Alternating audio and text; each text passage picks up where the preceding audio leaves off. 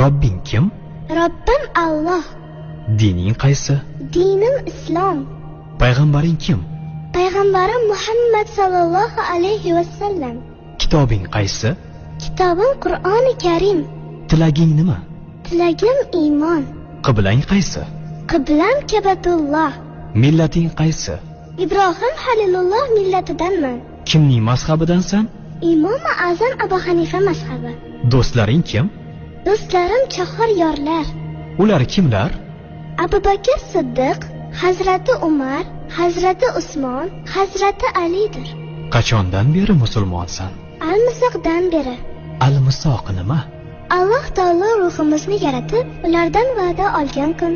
E'tiqoding qaysi? Ahli sunna val jamoa e'tiqodi. Kimni yaxshi ko'rasan? Alloh taoloni. Undan keyinchi? Payg'ambarimiz Muhammad alayhissalomni. Undan keyin